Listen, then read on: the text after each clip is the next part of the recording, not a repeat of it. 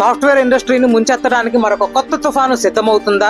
Oracle ప్రపంచంలోనే అతిపెద్ద software కంపెనీలలో ఇది కూడా ఒకటి. మరోసారి వార్తల్లో నిలుస్తుంది. ఈసారి కొత్త ఆవిష్కరణతో కాదు, భారీ లే ఆఫ్స్ తో.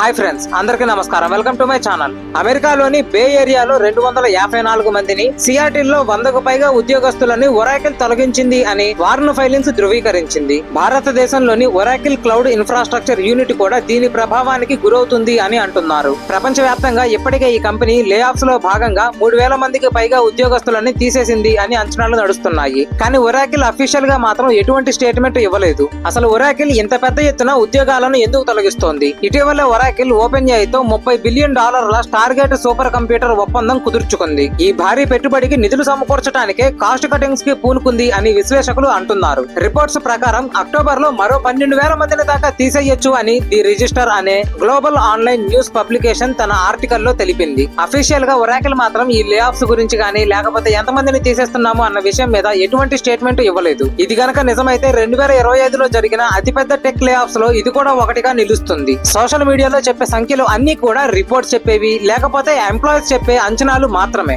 ఈ లే ఆఫ్స్ అన్నది కేవలం ఒరాకిల్ సమస్య కాదు, మొత్తం ఇండస్ట్రీలో జరుగుతున్న ఏఐ విప్లవంలో భాగం ఇది. దీని ఫలితంగా ప్రపంచవ్యాప్తంగా వేలాది మంది ఉద్యోగస్తులు తమ భవిష్యత్తును కోల్పోతున్నారు, అయోమయంలో పడుతున్నారు. అసలు ప్రశ్న ఏమిటంటే, టెక్ కంపెనీలు భవిష్యత్తు కోసం ఉద్యోగాలను తొలగిస్తున్నాయా, లేకపోతే లాభాల కోసమా? ఇంకా పెద్ద ప్రశ్న, మీ ఉద్యోగం తర్వాతదా?